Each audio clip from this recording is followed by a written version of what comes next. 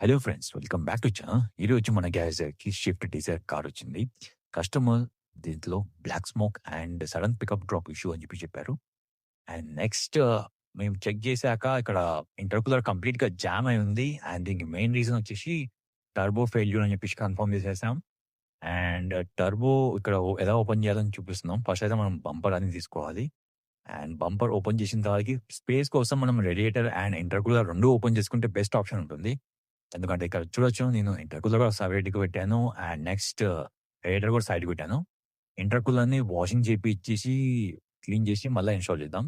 And ఇక ఫైనల్‌గా ఇప్పుడు టర్బో ఓపెన్ చేసే టైం ఇది. ఇక్కడ చూడొచ్చు మీరు.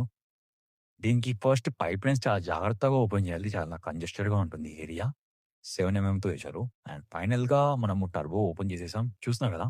ఇది కోర్. యాక్చువల్‌గా కోర్ లోపలనే ఇరిగిపోయింది. దీని వల్లనే ఆయిల్ అనేది పైకి కొడుతుంది. అండ్ ఇదే ఇరిగిపోయిన పీస్ ఇక్కడ. ఈ టర్బైన్ ఇది. ఇది అవుట్‌లెట్ సైడ్ ఉంటుంది. అండ్ ఇది పాత టర్బైన్ సో, ఇది కొత్త కోర్ ఇది. యాక్చువల్‌గా ఇది సుజుకి కంపెనీ కాదు. కస్టమర్‌కి రిలయబుల్‌గా అండ్ ఆఫ్టర్ మార్కెట్స్‌కి మనకి ఫస్ట్ కాపీ ఇది.